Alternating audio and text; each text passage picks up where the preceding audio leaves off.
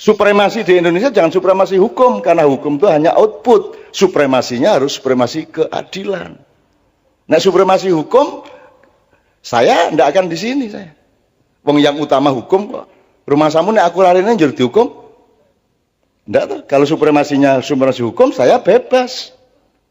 Saya bebas, saya tinggal menolak semua acara-acara. Saya tidak mau repot-repot blusak-blusuk ngene iki. Wong blusukan wis 30 tahun wis kalah karo sing blusukan isih rong sasi kok. Kowe iki. Dadi aku ora gelem nek hukum tertinggi saya tidak di sini, karena saya untuk apa? Wong saya tidak di sini tidak dihukum kok. Tapi karena supremasi dalam hidup adalah keadilan, maka aku harus di sini. Kalau aku tidak di sini, aku tidak berbuat adil kepada anak-anakku, kepada kakak-kakakku, kepada bapakku, dan kepada seluruh generasi. Dan orang Jawa itu meskipun tidak pernah lahir di Jawa, tidak pernah ke Pulau Jawa, ning persis kelakuannya ngono kae. Nek nganggo jaket ngono kae, rambutnya ngono kae, lagake ngono kae, pokoknya derit lah kayak gitu. Ngawur gitu, sak karepe dhewe, ketoke halus, nek pas sadis, wah sadise pol-polan nih kayak. Itu orang Jawa. Jadi dulu zaman perbudakan abad 17 itu para juragan di Afrika dan di Eropa, kalau dia dapat budak baru itu diperiksa. Kalau ada orang Jawa di antara budak-budak itu langsung dibebaskan. Pokoknya moh nek memperbudak orang Jawa. Kuwi ketoke manut ning suatu hari engko nek wis kumat kuwi opo ae dilakoni. Gitu loh. Aku mulane karo wong Jawa iki rawani gitu loh. Soalnya mereka orang Jawa, nek kene lak Jawa kan gitu. Oke. Jadi gitu Pak Busro sementara. Pokoknya itu tanggung jawab pemerintah seperti itu. Nah, sekarang bismillahirrahmanirrahim kita minta Pak Busro untuk merespon kearifan lokal ini terutama di wilayah hukum. Setelah itu kita minta Sabran untuk merespon mengenai kearifan lokal ini di wilayah ketatanegaraan dan termasuk hukum ya, Bang ya. Gue kudu iso no. Kudu iso. Pokoknya begitu tak kongkon gue langsung untuk ilmu nih ngono ya. Ngono kuwi. Ketika KPK menerima 168 pegawai baru, itu kami sinergi dengan Danjen Kopassus, Mayor Jenderal TNI Pak Agus yang putra Delanggu. Terus kami sampaikan, Pak, boleh enggak pegawai baru KPK ini dilatih disiplin tinggi di Kopassus? Akhirnya boleh dilatih di Batu Jajar selama 2 bulan. Nah, beberapa hari saya menunggu di sana. Di acara itu kami ngundang ada pemusik dari Jakarta yang sekelas Iwan Fals itu. Bulungan. Wih, lirik-liriknya menyentuh sekali. Menyentuh sekali. Lalu belum cukup kan? Lalu kami lakukan pendekatan kultural dengan menghadirkan puisi budayawan, menghadirkan ahli pembaca puisi, menghadirkan penulis buku-buku dan seterusnya. Yang tadi saya katakan orangnya itu selalu saya sikapi dengan santun dan apa adanya itu. Nah, beliau datang di sana. Lalu memberikan uraian di depan pegawai baru KPK itu, dan di situ ada beberapa Kopassus aktif. Ikut mendengarkan fatwa-fatwa Cak Nun itu. Dan ada satu perwira menengah Kopassus yang waktu itu belum di ruangan, kemudian diberitahu, Komandan, itu Cak Nun sudah datang, terus pakai sepatu langsung masuk ruangan. Ini fakta ini, dan saya tidak, sebagai orang hukum tidak mungkin lari dari fakta. Biasanya yang lari atau terpaksa lari itu bangsa budayawan. Itu. Tapi tentu tidak semua budayawan. Kalau budayawan yang dekat-dekat dengan saya ini ya lumayan jujur lah gitulah. Nah, lalu beliau selama di Kopassus, di pelatihan di Batu Jajar itu mengupas lagu Gundul-Gundul Pacul tadi. Nah, teman-teman kantor KPK itu ngomong dengan saya, Pak, ternyata filosofi atau nilai-nilai filosofik dari Gundul-Gundul Pacul itu penuh kearifan, penuh nilai-nilai budaya. Saya baru tahu ini, Pak. Pak Busro juga sudah lama dengar itu. Ya sedikit-sedikit. Jadi kagum dengan penjelasan tentang filosofi Gundul-Gundul Pacul tadi. Maka saya tadi bisi-bisi itu mohon kepada beliau supaya dijelaskan. Tapi penjelasannya tidak sempurna. Mungkin grogi ya melihat Fakultas Hukum UI itu. Melihat kampus UI yang kampus tersenior tertua di Indonesia gitu. Sementara beliau tamatan UGM gitu. Yang umurnya lebih junior daripada UII UGM. Apalagi UGM punya makna ganda Universitas Gedung Mantenan. Nah, karena gedungnya disewakan untuk upacara pernikahan-pernikahan. Saya kira pengantar yang menyangkut Cak Nun, sahabat saya yang baik, saya nggak usah tambah panjang-panjang. Saya khawatir nanti dia mutung terus lari gitu loh.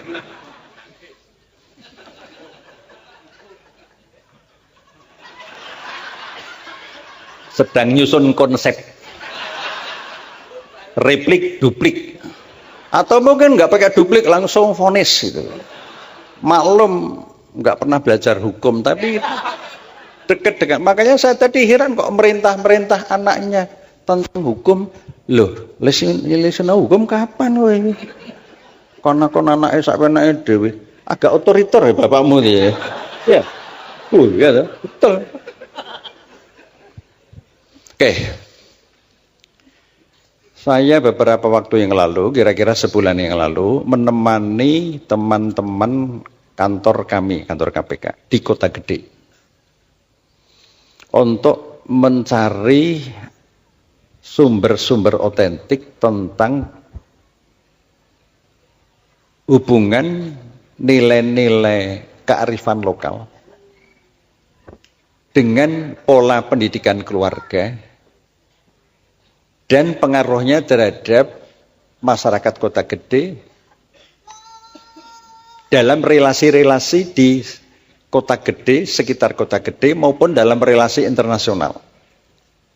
Program ini memang dibuat oleh KPK, yaitu dengan judul Pencegahan Korupsi Berbasis Keluarga. Hukum kita ini, hukum jelas di Indonesia itu. Tapi di tangan orang-orang yang seharusnya menegakkan hukum tapi tidak punya modal kearifan. Kearifan itu hanya bisa diterima kalau orang itu ma'rifatullah nanti. Ma'rifatullah itu hanya bisa jika kita kemudian menyatu, embodied antara kesadaran hablum minallah dengan hablum minanas, menyatu. Nah, itu ma'rifatullah. Nah, kalau pemimpin-pemimpin itu bisa seperti itu, maka seperti tadi kayak Pak Kahar Muzakir itu. Pak Kahar Muzakir itu pulang dari Jakarta, mau pulang ke Jogja, tidak punya duit sama sekali. Lalu mendatangi Kiai Mukti. Kiai Mukti itu aslinya Madiun, tetangganya Cak Aunur Rohim ini, PLT dekan ini. Mudah-mudahan jadi dekan. Oh, Dokter Ranyar ada di dekan. Oh. Saya kampanyekan, sudah saatnya Mas Ainur Rohim ini harus jadi dekan. Ya, nah, kita dorong soal dadi ora dadi, pokoknya kita dorong lah. Tuh, namanya aja Ainur Rohim, wih, keren. Nah, jadi kembali itu tadi, saya ingin menggambarkan Pak Kahar tadi. Ketika Pak Kahar itu memimpin UI, tanah wakaf kepada UI itu banyak sekali. Jadi ada korelasi antara pemimpin dengan kepercayaan masyarakat kepada UI. Tanah ini tanah wakaf. Kalau Anda belum ada yang tahu, ini yang memberikan wakaf Hotel Madukoro. Hotel Madukoro depan ini. Hotel Madukoro ketika waktu masih hidup, menemui Haji A.R. Fakhruddin, Ketua PP Muhammadiyah. Tanah ini akan diberikan pada PP Muhammadiyah. Lalu Pak A.R. Fakhruddin bilang, oh mau diberikan, iya, matur nuwun. Jazakumullah. Tapi Madukoro menyampaikan, Pak, kalau bisa untuk kampus. Nah, waktu itu PP Muhammadiyah belum punya rencana mendirikan kampus. Karena amanahnya untuk kampus, maka Pak A.R. Fakhruddin menghubungi Pak Kahar Muzakir. Pak Kahar, ada orang mau wakaf tanah untuk kampus. Oh sudah, untuk UI aja. Nah jadilah, ini wakaf ini. Kalau Anda tidak percaya dengan wakaf, yang bolehlah. Ada orang itu wakaf, tapi ya dikatakan, wah terima kasih Bapak ini sudah memberikan wakaf. Orang itu tidak terima. Saya tidak pernah wakaf, tapi wakof. Wah, saking mantapnya, wakof. Biasanya orang-orang Madura itu wakof. Wakof. Orang Madura Pak Mahfud itu pernah saya tanya. Suatu saat ketemu di Jakarta itu, Pak Mahfud kok kakinya agak kurang sedikit. Asam urat ya? Enggak lah. Enggak pernah asam urat ini. Ini asam aurat ini, asam auratnya orang Madura ya gitu itulah. Asam aurat. Sama aurat. Nah, jadi ini saya menggambarkan, kalau hanya bicara kearifan itu tanpa menunjuk orang itu agak abstrak. Nah, yang saya tunjuk sekarang ini, karena ini konteks UI ya, itu Pak Kahar tadi. Sampai sebelum meninggal rumahnya di Kota Gede itu, sekarang sudah roboh kena gempa kemarin. Keluarganya belum ada yang mampu memperbaiki. Lihat saja. Saya dengan Pak Artijo pernah 2 kali ke sana. Pas siang-siang jam 1 habis zuhur. Ada urusan kampus, kami aktivis waktu itu, kami selain kuliah juga aktif di kampus waktu itu. Ya. Akhirnya sama Pak Kahar nggak boleh pulang, harus makan dulu. Jadi setiap mahasiswa yang di sana pas waktunya makan, itu mesti disuguh makan, lalu apa lauknya itu apa adanya itu. Enggak dibeli-belikan macam-macam, apa adanya. Wah, saking ikhlasnya. Kalau nggak mau dimarahi. Itu marah positif. Coba kalau sekarang ini ada rektor, pernah Pak diundang makan oleh rektor? Pernah pakai duit kampus. Separing, nggak usah cari-cari rektor. Ini Pak Kahar dulu. Nah, ketika beliau meninggal, yang mengantarkan takziah ke kubur itu, Pak On ikut banyak tuh. Jadi persis doa Nabi Ibrahim. Doa Nabi Ibrahim aja berdoa, ya Allah, berilah aku hikmah dan masukkanlah aku ke dalam golongan orang-orang yang saleh. Jadikanlah aku ketika nanti meninggal itu buah tutur yang baik bagi generasi berikutnya. Nah, Pak Kahar itu salah satunya. Contoh yang lain banyak. Banyak, nggak usah satu persatu. Nanti waktunya habis. Tadi 1 jam lebih sudah Cak Nun, jadi saya nggak akan menandingi. Kesimpulannya apa? Karena ini Fakultas Hukum. Walaupun yang hadir juga di luar Fakultas Hukum banyak, itu bagus juga. Hukum itu tidak akan tegak kalau tidak didasarkan kepada moral. Moral itu tidak ada kalau penegak hukum itu tidak punya wisdom, kearifan, tidak punya budaya-budaya asli, budaya otentik. Budaya otentik itu budaya yang bersumber pada otentisitas manusia, manusia yang fitrah. Manusia yang fitrah itu ialah yang memiliki kolbun, sumber iman, sumber kejujuran, mempunyai akal budi. Wujudnya adalah amal-amal yang bermanfaat. Itu wujudnya. Maka kalau tadi di awal saya mengatakan terima kasih pada Cak Nun dan Kiai Kanjeng, grup seperti ini itu nilainya tinggi sekali. Makanya pernah kami undang di ulang tahun KPK setahun yang lalu. Di KY juga pernah, malah 2 kali ya. 2 kali loh. Karena apa? Pendekatan budaya seperti yang disampaikan musik-musik Kiai Kanjeng ini, itu mengasah intuisi kita. Nah, jadi itulah penegakan hukum itu tidak akan berhasil ketika penegak hukum itu tidak sejak awal tidak menyadari pentingnya memiliki kearifan itu, dan kearifan itu tidak bisa lepas dari konsep tentang manusia yang otentik. Nah, sekarang ini banyak manusia yang tidak otentik, ketoke wae otentik, ketoke jujur, ketoke alim, ketoke soleh. Wah, ning kecu. Ning apa? Kecu itu ya orang yang nggak jujur lah, pembohong dan sebagainya. Setiap pilkada itu bursa pembohong-pembohong. Bursa pembohong-pembohong. Anda punya pikiran sendiri. Kalau jadi anggota DPR didahului dengan money politik, dengan suap, maka berapa dia akan mengembalikan kembali berlipat ganda. Itulah salah satu penyebab kemudian terjadi penyalahgunaan kekuasaan dan kewenangan. Saya dan teman-teman di kantor sangat prihatin dengan situasi parpol sekarang ini. Tetapi parpol tidak boleh kita perlemah, harus kita perkuat. Kalau mau masuk parpol, kita harus kuat dulu. Nah, kami mendorong masyarakat sipil di seluruh Indonesia. LSM-LSM itu kami buat program untuk investigasi, untuk advokasi, untuk edukasi dan sebagainya. Supaya LSM-LSM ini menemani parpol. Kekurangan parpol itu nanti bisa ditemani oleh LSM-LSM ini. Jadi oleh karena itu, pada adik-adik mumpung ini ketemu, orientasi setelah lulus itu tidak harus jadi pejabat. Jadi pejabat kalau nggak kuat, berat. Ya kalau belum menjabat, belum bisa dikatakan jujur. Cuma belum nyolong itu aja. Jujur dengan belum nyolong itu beda loh. Tapi kalau sudah menjabat, sampai akhir jabatannya bersih, clear, nah itu baru teruji. Iman itu tidak bisa diuji di dalam masjid. Di luar masjid. Nah oleh karena itu maka orientasi Anda itu tidak harus ya, orientasi pejabat. Masyarakat ini harus dijadikan objek untuk sasaran, untuk sekaligus subjek untuk kemudian diberdayakan, dan pendidikan-pendidikan yang di UI selama ini itu mampu membawa mahasiswa ke arah sana. Akhirnya saya harus mengucapkan terima kasih kepada panitia. Ini penyelenggaranya mahasiswa nih, Cak Nun, bukan dekan. Bukan dekanat ya. Bukan dekanat, bukan dosen. Ini dosen ini. Saya juga dosen. Penyelenggaranya mahasiswa. Luar biasa. Nah, luar biasa. Kalau perlu jangan hanya sekali ini aja, mungkin suatu saat kita juga bisa mengundang budayawan yang lain. Nanti saya bantu, apakah itu Kang Sobari. Ini yang saya ajak ini Kang Puji, Ustadz kondang. Tapi dia nggak mau disebut Ustadz.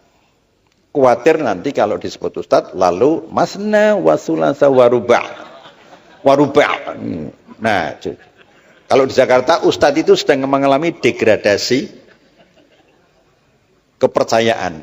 Karena ada al-ustadz, ada al-fustun. Nah, ini masalahnya di situ. Nah, ini Kang Puji itu nggak mau disebut Ustadz. Namanya Kang itu aja, jadi merayat.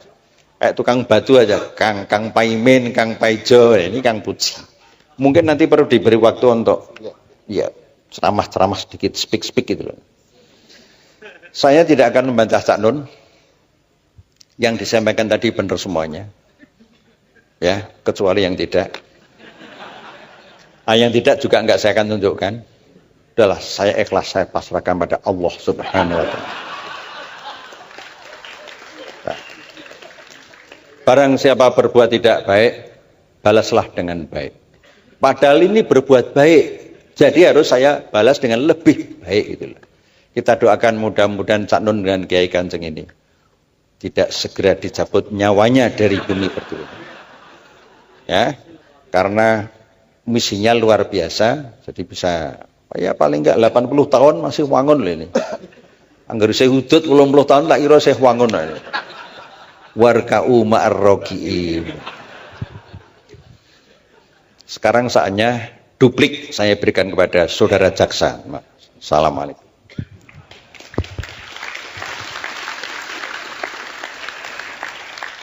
Tidak ada kebahagiaan melebihi membiarkan diri dihina-hina oleh sahabatnya sendiri. Teman-teman sekalian gini ya, malam ini kalau bisa apa yang dibilang sama Pak Busrom, contoh konkret mengenai betapa wakul ngelimpang tadi itu kalau dihitung ya, orang-orang yang diamanati kita bayar untuk nyunggi wakul, mengantarkan kesejahteraan rohani jasmani kepada rakyat, tapi akhirnya malah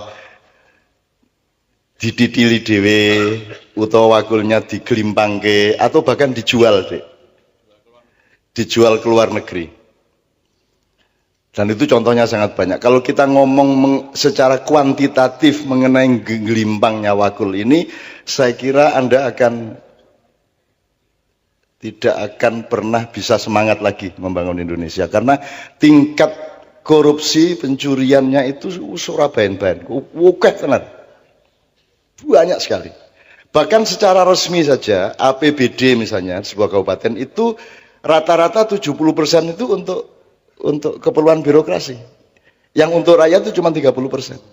Itu resmi itu. Kuwi wis sing 30% sing dititili meneh. Jadi sebenarnya kalau kita bayangin wakul ngelimpang itu di Indonesia, mungkin secara psikologis kita nggak kuat, tapi mohon anak-anakku, karena Anda yang akan kita serai Indonesia. Aku titipkan Indonesia kepadamu. Supremasi di Indonesia jangan supremasi hukum, karena hukum itu hanya output. Supremasinya harus supremasi keadilan. Nah, supremasi hukum, saya tidak akan di sini saya. Wong yang utama hukum kok. Rumah samu nek aku larene njur dihukum. Enggak tuh. Kalau supremasi hukum, saya bebas. Saya bebas, saya tinggal menolak semua acara-acara. Saya tidak mau repot-repot blusak-blusuk ngene iki. Wong blusukan wis 30 tahun wis kalah karo sing blusukan isih rong sasi kok. Kowe iki. Dadi aku ora gelem nek hukum tertinggi saya tidak di sini, karena saya untuk apa? Wong saya tidak di sini tidak dihukum kok. Tapi karena supremasi dalam hidup adalah keadilan, maka aku harus di sini. Kalau aku tidak di sini, aku tidak berbuat adil kepada anak-anakku, kepada kakak-kakakku, kepada bapakku, dan kepada seluruh generasi. Aku harus berbuat adil. Ini ceritanya, Rek. Gusti Allah iki nguji kowe, kita ke swarga supaya kamu teruji bahwa kamu tidak akan memalingkan wajahmu dari Allah hanya karena iming-iming surga. Kalau ini surga, ini Allah, Anda jangan ngelihat ke sini, tapi lihatlah ke sini. Kan gitu. Tauhid itu menghadapkan wajahmu kepada Allah. Diiming-imingi surga kayak apapun, kamu tidak akan terpengaruh karena engkau bertauhid kepada Allah. Nah, angel lah. Terus swargane piye, Cak? Loh, ngene lho, kowe iki ora ngerti dagang. Nek kowe golek swarga, mungkin entuk ning Gusti Allah urung karuan ana. Nek kowe golek Gusti Allah, mandeng Gusti Allah, muwajjah ilallah, maka engkau pasti dapat Allah dan engkau pasti dapat surga. Ngono carane. Carane golek bojo yang ngono Mam, ndi Mam? Ndi. Imam lagi sedih karena kemarin ketemu pacarnya yang sudah punya anak 2 ya.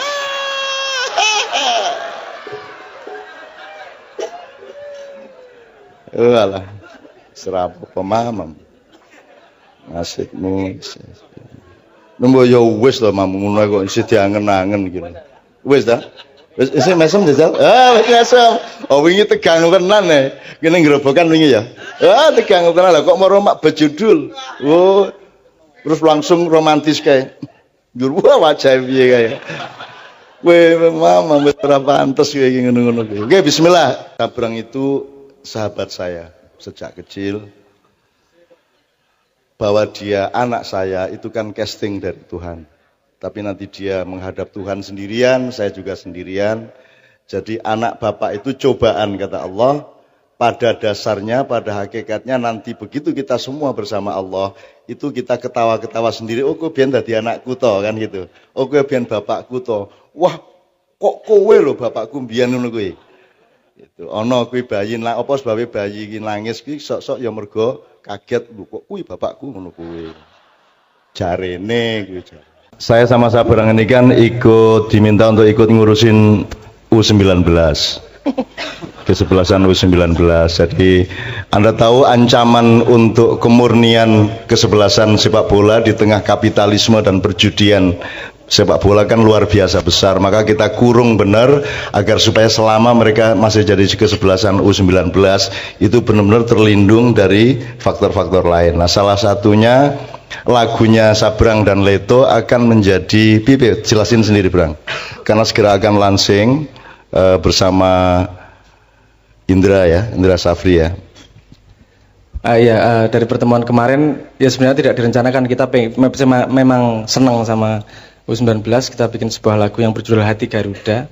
Terus waktu ngobrol-ngobrol mau dijadikan anthem U19. dan kita dengan senang hati monggo. Terus nanti insya Allah kita launching biar ada di radio, di RBT, di musik online store, dan semua hasilnya haknya itu buat U19. Sama sekali nggak ngambil. Terus ini untuk perjuangan urusannya gitu. Oke, masuk ke area tadi, tapi sebenarnya saya mau ngomong sebuah local wisdom ini. Mbok iya mbok ora. Di sini yang udah menikah banyak? Yang belum menikah angkat tangan. Banyak, oke. Kalau untuk laki-laki itu pernah dengar bahwa laki-laki itu dibagi jadi 3 T. Wisdom itu. Ini Mas Imam masuk T yang mana ini? Kalau T yang pertama itu yang sudah menikah dan punya anak, namanya tuo. Dituakan sama anaknya. Kan gitu, ada yang menuakan, ada yang manggil bapak. Yang kedua sudah menikah belum punya anak, namanya tahu. Karena sudah tahu. Yang ketiga yang belum menikah namanya taek.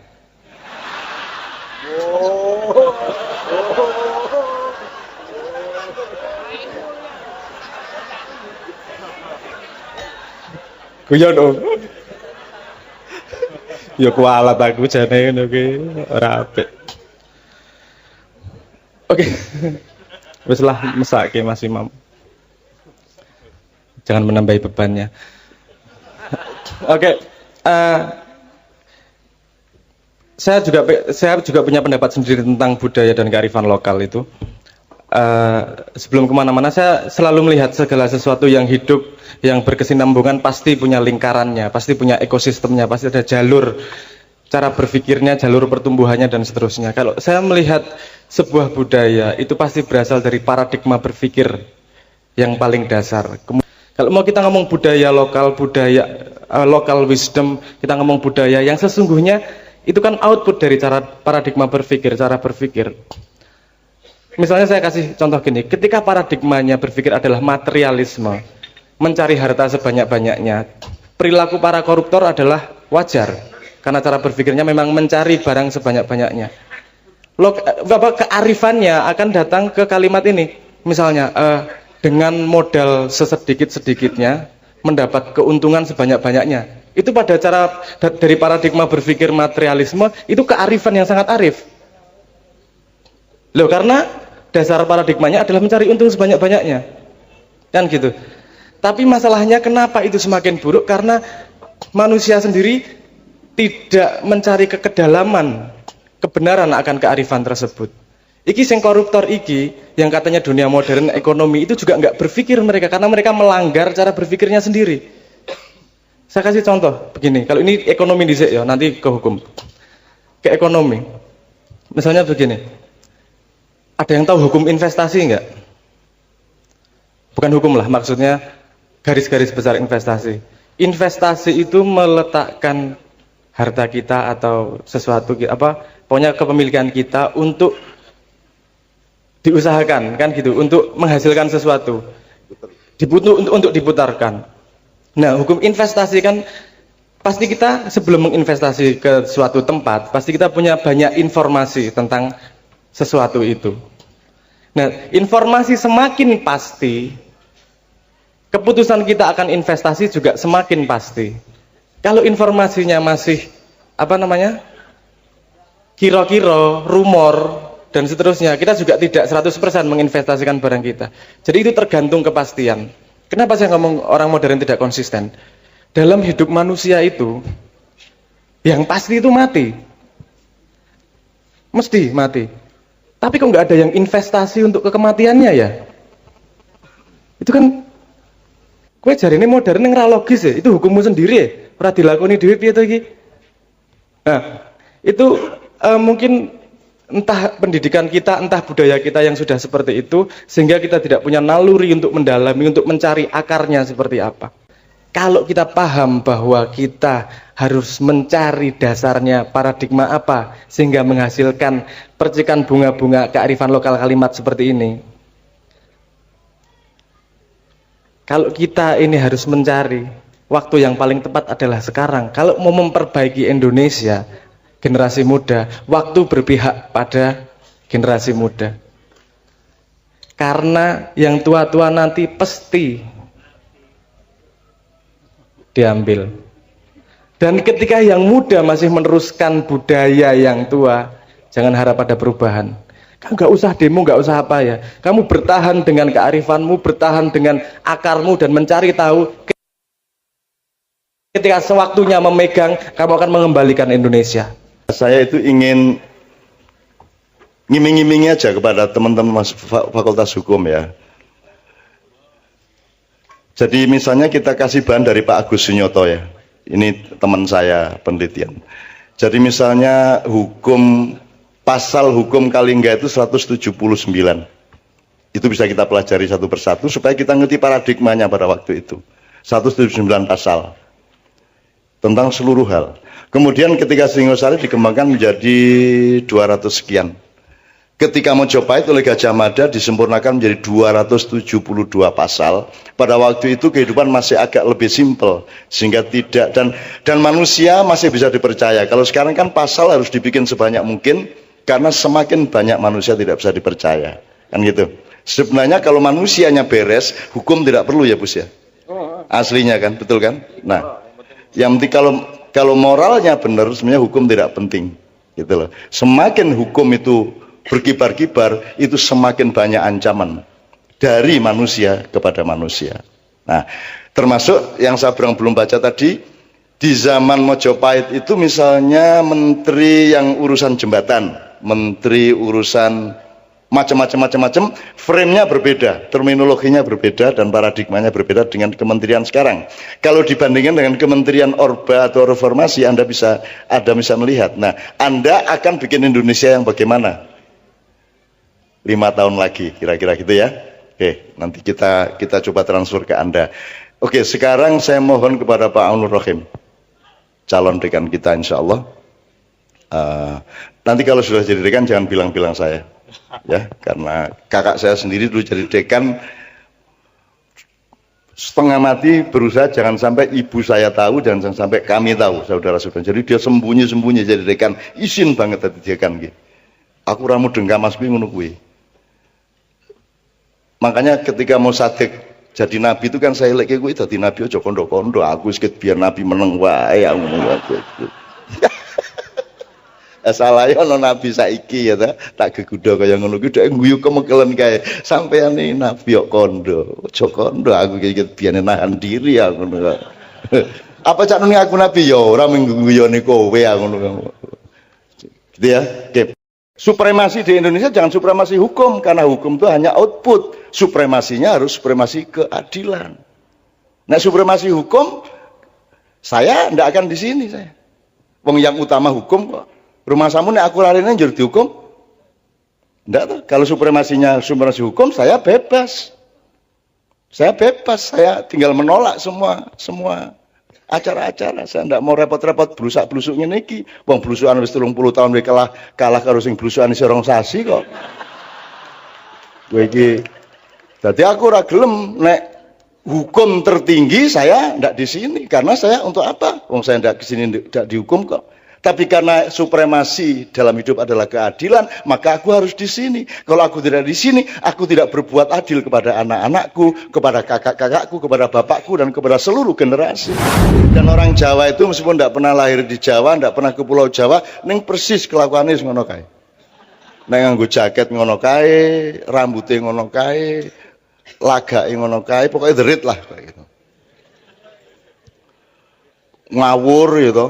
Sak karepe dhewe ketoke halus, nek pas sadis sadise pol-polan nih kayak. Itu orang Jawa. Jadi dulu zaman perbudakan abad 17 itu para juragan di Afrika dan di Eropa, kalau dia dapat budak baru itu diperiksa. Kalau ada orang Jawa di antara budak-budak itu langsung dibebaskan. Pokoknya moh nek memperbudak orang Jawa. Kuwi ketoke manut ning suatu hari engko nek wis kumat kuwi apa ae dilakoni. Gitu loh. Aku mulane karo wong Jawa iki rawani gitu. Soalnya mereka orang Jawa, nek kene lak Jawa kan gitu. Oke.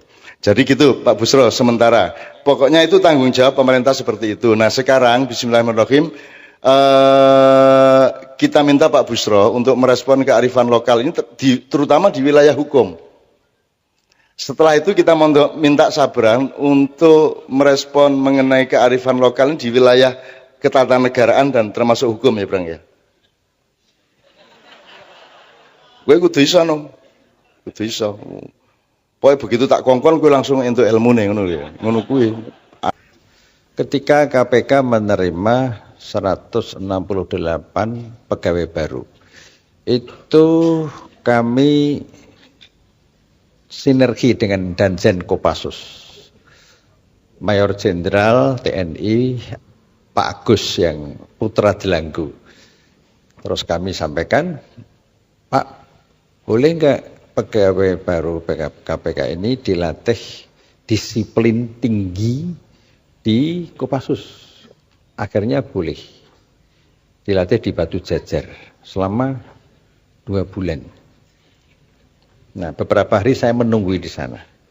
Di acara itu kami ngundang ada pemusik dari Jakarta yang sekelas Iwan Fals itu.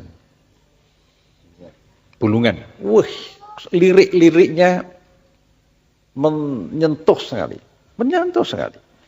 Lalu belum cukup kan? Lalu kami lakukan pendekatan kultural dengan menghadirkan puisi budayawan, menghadirkan ahli pembaca puisi, menghadirkan penulis buku-buku dan seterusnya. Yang tadi saya katakan orangnya itu selalu saya sikapi dengan santun dan apa adanya itu. Nah, beliau datang di sana. Lalu memberikan uraian di depan pegawai baru KPK itu, dan di situ ada beberapa Kopassus aktif. Ikut mendengarkan fatwa-fatwa Cak Nun itu. Dan ada satu perwira menengah Kopassus yang waktu itu belum di ruangan, kemudian diberitahu, Komandan, itu Cak Nun sudah datang, terus pakai sepatu langsung masuk ruangan. Ini fakta ini, dan saya tidak, sebagai orang hukum tidak mungkin lari dari fakta. Biasanya yang lari atau terpaksa lari itu bangsa budayawan. Tapi tentu tidak semua budayawan.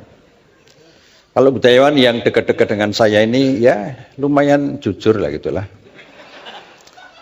Nah, lalu beliau selama di Kopassus, di pelatihan di Batu Jajar itu mengupas lagu Gundul-Gundul Pacul tadi. Nah, teman-teman kantor KPK itu ngomong dengan saya, Pak, ternyata filosofi atau nilai-nilai filosofik dari Gundul-Gundul Pacul itu penuh kearifan, penuh nilai-nilai budaya.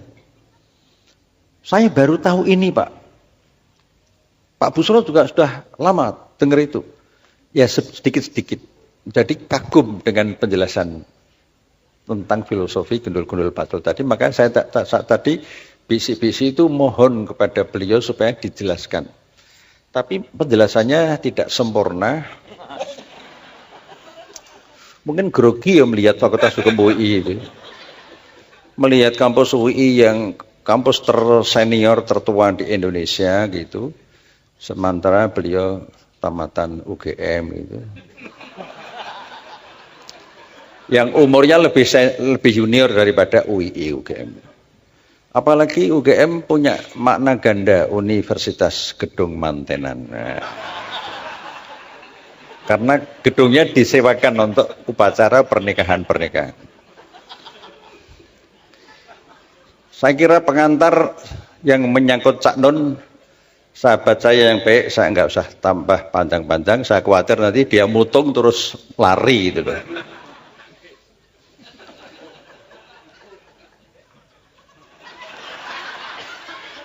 Sedang nyusun konsep replik duplik, atau mungkin nggak pakai duplik langsung vonis gitu.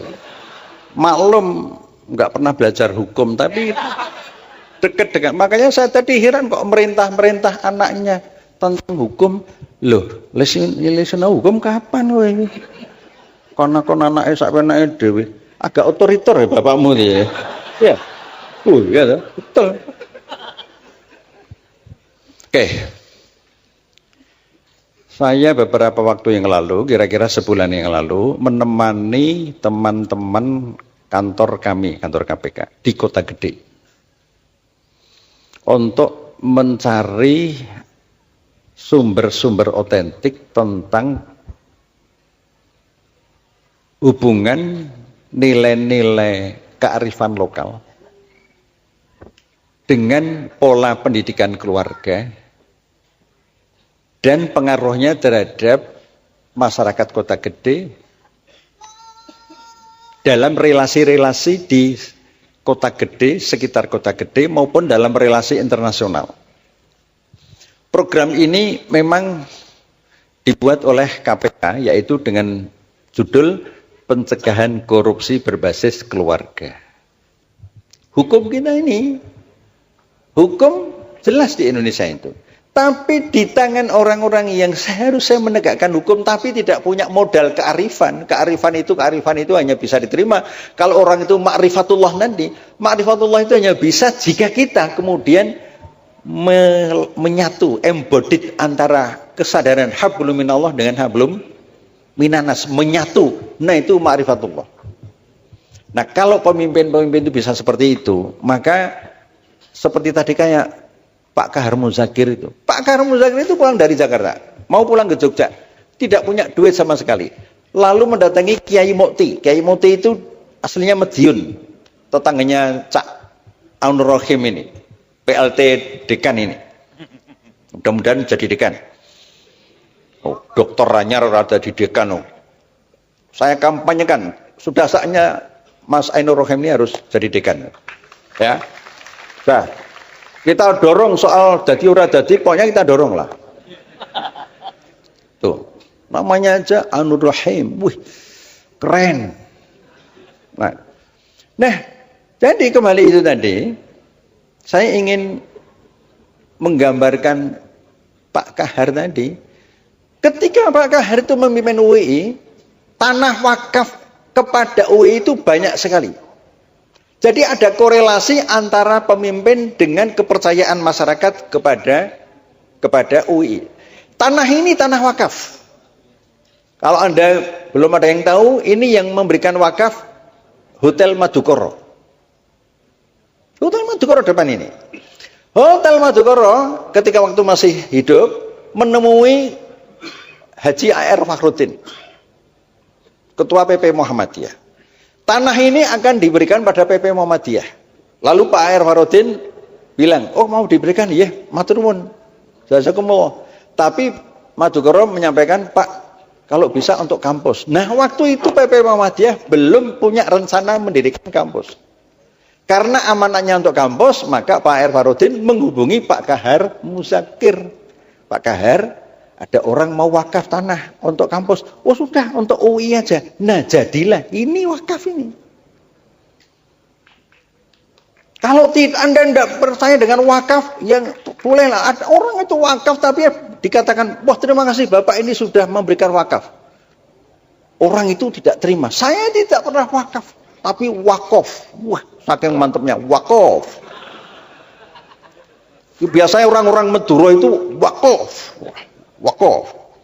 Orang Madura Pak Mahfud itu pernah saya tanya. Suatu saat ketemu di Jakarta itu, Pak Mahfud kok kakinya agak kurang sedikit. Asam urat ya? Enggak lah. Enggak pernah asam urat ini. Ini asam aurat ini, asam auratnya orang Madura ya gitu itulah. Asam aurat. Sama aurat. Nah, jadi ini saya menggambarkan, kalau hanya bicara kearifan itu tanpa menunjuk orang itu agak abstrak. Nah, yang saya tunjuk sekarang ini, karena ini konteks UI ya, itu Pak Kahar tadi. Sampai sebelum meninggal rumahnya di Kota Gede itu, sekarang sudah roboh kena gempa kemarin. Keluarganya belum ada yang mampu memperbaiki. Lihat saja. Saya dengan Pak Artijo pernah 2 kali ke sana. Pas siang-siang jam 1 habis zuhur. Ada urusan kampus, kami aktivis waktu itu, kami selain kuliah juga aktif di kampus waktu itu. Ya. Akhirnya sama Pak Kahar nggak boleh pulang, harus makan dulu. Jadi setiap mahasiswa yang di sana pas waktunya makan, itu mesti disuguh makan, lalu apa lauknya itu apa adanya itu. Enggak dibeli-belikan macam-macam, apa adanya. Wah, saking ikhlasnya. Kalau enggak mau, dimarahi. Itu marah positif. Coba kalau sekarang ini ada rektor, pernah Pak diundang makan oleh rektor? Pernah pakai duit kampus. Separeng, nggak usah cari-cari rektor. Ini Pak Kahar dulu. Nah, ketika beliau meninggal, yang mengantarkan takziah ke kubur itu, Pak On ikut banyak tuh. Jadi, persis doa Nabi Ibrahim. Doa Nabi Ibrahim aja berdoa, ya Allah, berilah aku hikmah dan masukkanlah aku ke dalam golongan orang-orang yang saleh. Jadikanlah aku ketika nanti meninggal itu buah tutur yang baik bagi generasi berikutnya. Nah, Pak Kahri itu salah satunya. Contoh yang lain banyak. Banyak, nggak usah satu persatu. Nanti waktunya habis. Tadi 1 jam lebih sudah Cak Nun, jadi saya nggak akan menandingi. Kesimpulannya apa? Karena ini Fakultas Hukum. Walaupun yang hadir juga di luar Fakultas Hukum banyak, itu bagus juga. Hukum itu tidak akan tegak kalau tidak didasarkan pada moral. Moral itu tidak ada kalau penegak hukum itu tidak punya wisdom, kearifan, tidak punya budaya-budaya asli, budaya otentik. Budaya otentik itu budaya yang bersumber pada otentisitas manusia, manusia yang fitrah. Manusia yang fitrah itu ialah yang memiliki kolbun, sumber iman, sumber kejujuran, mempunyai akal budi. Wujudnya adalah amal-amal yang bermanfaat. Itu wujudnya. Maka kalau tadi di awal saya mengatakan terima kasih pada Cak Nun dan Kiai Kanjeng, grup seperti ini itu nilainya tinggi sekali. Makanya pernah kami undang di ulang tahun KPK setahun yang lalu. Di KY juga pernah, malah 2 kali ya. 2 kali loh. Karena apa? Pendekatan budaya seperti yang disampaikan musik-musik Kiai Kanjeng ini, itu mengasah intuisi kita. Nah, jadi itulah penegakan hukum itu tidak akan berhasil ketika penegak hukum itu tidak sejak awal tidak menyadari pentingnya memiliki kearifan itu, dan kearifan itu tidak bisa lepas dari konsep tentang manusia yang otentik. Nah, sekarang ini banyak manusia yang tidak otentik, ketoke wae otentik, ketoke jujur, ketoke alim, ketoke soleh. Wah, ning kecu. Ning apa? Kecu itu ya orang yang enggak jujur lah. Pembohong dan sebagainya. Setiap pilkada itu bursa pembohong-pembohong. Bursa pembohong-pembohong. Anda punya pikiran sendiri. Kalau jadi anggota DPR didahului dengan money politik, dengan suap, maka berapa dia akan mengembalikan kembali berlipat ganda. Itulah salah satu penyebab kemudian terjadi penyalahgunaan kekuasaan dan kewenangan. Saya dan teman-teman di kantor sangat prihatin dengan situasi parpol sekarang ini. Tetapi parpol tidak boleh kita perlemah, harus kita perkuat. Kalau mau masuk parpol, kita harus kuat dulu. Nah, kami mendorong masyarakat sipil di seluruh Indonesia. LSM-LSM itu kami buat program untuk investigasi, untuk advokasi, untuk edukasi dan sebagainya. Supaya LSM-LSM ini menemani parpol. Kekurangan parpol itu nanti bisa ditemani oleh LSM-LSM ini. Jadi oleh karena itu, pada adik-adik mumpung ini ketemu, orientasi setelah lulus itu tidak harus jadi pejabat. Jadi pejabat kalau nggak kuat, berat.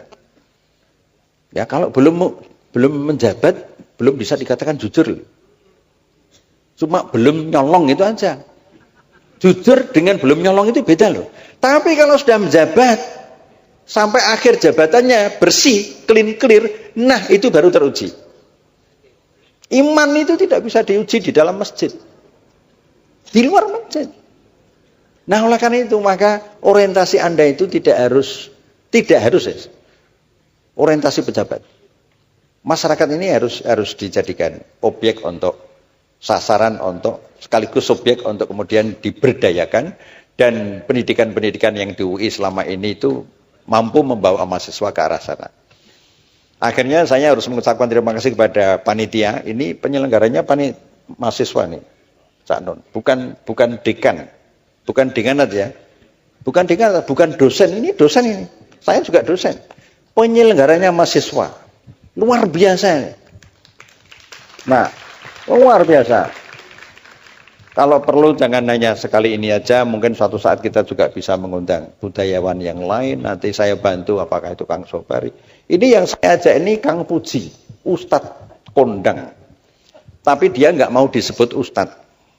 Khawatir nanti kalau disebut Ustadz, lalu masna wasulasa warubah. Warubah. Nah, kalau di Jakarta Ustadz itu sedang mengalami degradasi kepercayaan. Karena ada al-ustad, ada al-fustun. Nah, ini masalahnya di situ. Nah, ini Kang Puji itu nggak mau disebut ustad. Namanya Kang itu aja, jadi merayat. Kayak tukang batu aja, Kang Paimin, Kang Paijo. Ini Kang Puji. Mungkin nanti perlu diberi waktu untuk ya ceramah-ceramah sedikit, speak gitu loh. Saya tidak akan membantah Cak Nun. Yang disampaikan tadi benar semuanya. Ya, kecuali yang tidak. Yang tidak juga enggak saya akan tunjukkan. Udahlah, saya ikhlas, saya pasrahkan pada Allah Subhanahu wa Ta'ala. Nah. Barang siapa berbuat tidak baik, balaslah dengan baik. Padahal ini berbuat baik, jadi harus saya balas dengan lebih baik gitu. Kita doakan mudah-mudahan Cak Nun dengan Kiai Kanjeng ini tidak segera dicabut nyawanya dari bumi pertiwi. Ya, karena misinya luar biasa, jadi bisa ya paling enggak 80 tahun masih wangun loh ini. Angger saya hudud 80 tahun tak kira saya wangun loh. Warka'u ma'ar-raki'in. Sekarang saatnya duplik saya berikan kepada saudara jaksa. Assalamualaikum.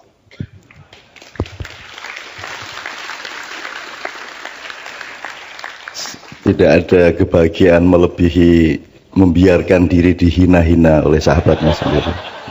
Teman-teman sekalian gini ya, malam ini kalau bisa apa yang dibilang sama Pak Busrom, contoh konkret mengenai betapa wakul ngelimpang tadi itu kalau dihitung ya, orang-orang yang diamanati kita bayar untuk nyunggi wakul, mengantarkan kesejahteraan rohani jasmani kepada rakyat, tapi akhirnya malah dididili dewe utawa wakulnya digelimpangke atau bahkan dijual dijual ke luar negeri. Dan itu contohnya sangat banyak. Kalau kita ngomong secara kuantitatif mengenai gelimpangnya wakul ini, saya kira Anda tidak akan pernah bisa semangat lagi membangun Indonesia, karena tingkat korupsi pencuriannya itu surabayan-bayan, wukeh tenan. Banyak sekali. Bahkan secara resmi saja APBD misalnya sebuah kabupaten itu rata-rata 70% itu untuk keperluan birokrasi. Yang untuk rakyat itu cuma 30%. Itu resmi itu. Kuwi wis sing 30% sing dididili meneh. Jadi sebenarnya kalau kita bayangin wakul ngelimpang itu di Indonesia, mungkin secara psikologis kita nggak kuat, tapi mohon anak-anakku, karena Anda yang akan kita serai Indonesia. Aku titipkan Indonesia kepadamu. Supremasi di Indonesia jangan supremasi hukum, karena hukum itu hanya output. Supremasinya harus supremasi keadilan. Nah, supremasi hukum, saya tidak akan di sini saya. Wong yang utama hukum kok. Rumah samu nek aku larene njur dihukum. Enggak tuh. Kalau supremasi hukum, saya bebas. Saya bebas, saya tinggal menolak semua acara-acara. Saya tidak mau repot-repot blusak-blusuk ngene iki. Wong blusukan wis 30 tahun wis kalah karo sing blusukan isih rong sasi kok. Kowe iki. Dadi aku ora gelem nek hukum tertinggi saya ndak di sini, karena saya untuk apa? Wong saya ndak di sini ndak dihukum kok. Tapi karena supremasi dalam hidup adalah keadilan, maka aku harus di sini. Kalau aku tidak di sini, aku tidak berbuat adil kepada anak-anakku, kepada kakak-kakakku, kepada bapakku, dan kepada seluruh generasi. Aku harus berbuat adil. Ini ceritanya rek. Gusti Allah iki nguji kowe, kita ke swarga supaya kamu teruji bahwa kamu tidak akan memalingkan wajahmu dari Allah. hanya karena iming-iming surga. Kalau ini surga, ini Allah, Anda jangan ngelihat ke sini, tapi lihatlah ke sini. Kan gitu. Tauhid itu menghadapkan wajahmu kepada Allah. Diiming-imingi surga kayak apapun, kamu tidak akan terpengaruh karena engkau bertauhid kepada Allah. Nah, angel lah. Terus wargane piye, Cak? Loh, ngene lho, kowe iki ora ngerti dagang. Nek kowe golek swarga, mungkin entuk ning Gusti Allah urung karuan ana. Nek kowe golek Gusti Allah, mandeng Gusti Allah, muwajjah ilallah, maka engkau pasti dapat Allah dan engkau pasti dapat surga. Ngono carane. Carane golek bojo yang ngono mamdi, Mang.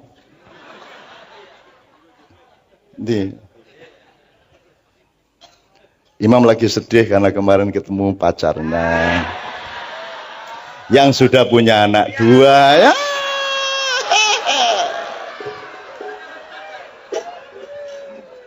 Walah, serap pemahaman. Nasibmu. Nembo ya wis lho Mam, ngono kok isih diangen-angen gitu. Wis ta?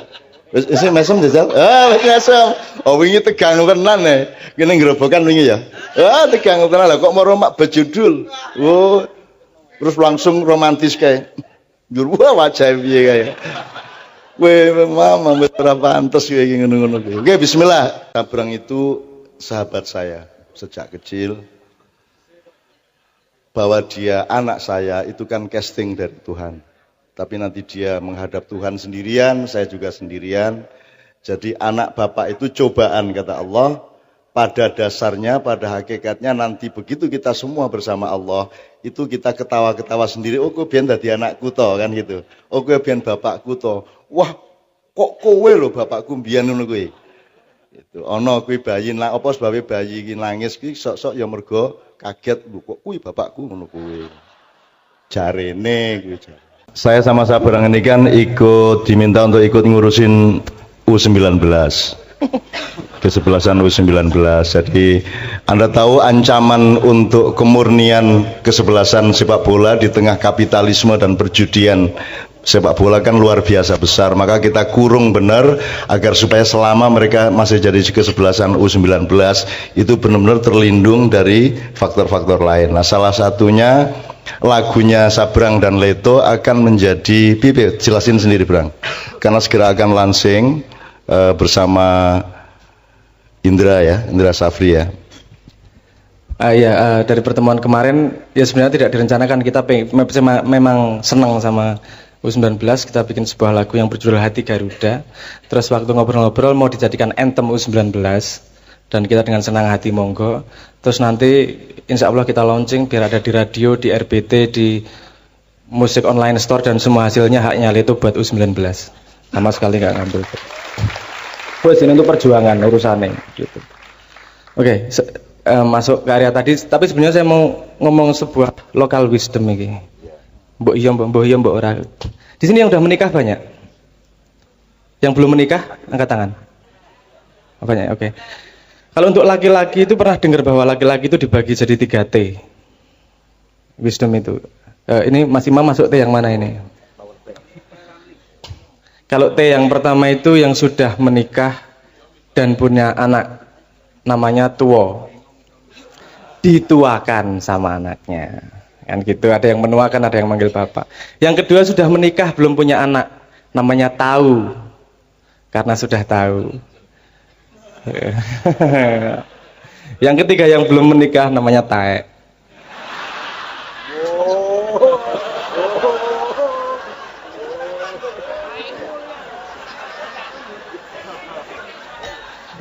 Guyon om.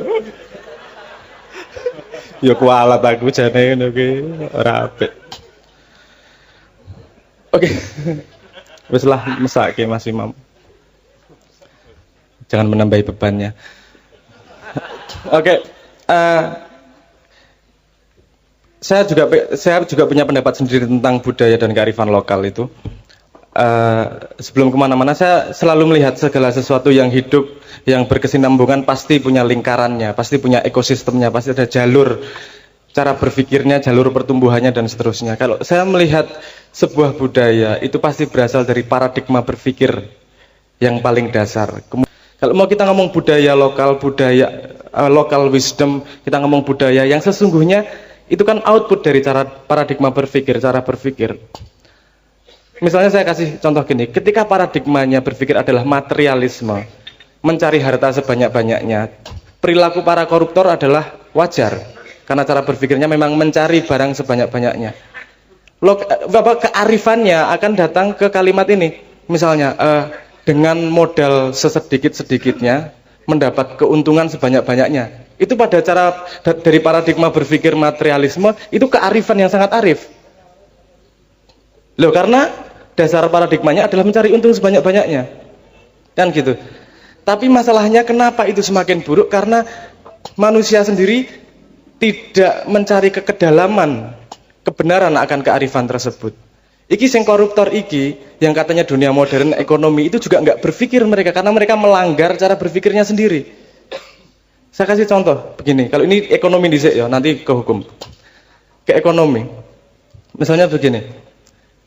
Ada yang tahu hukum investasi enggak? Bukan hukum lah, maksudnya garis-garis besar investasi.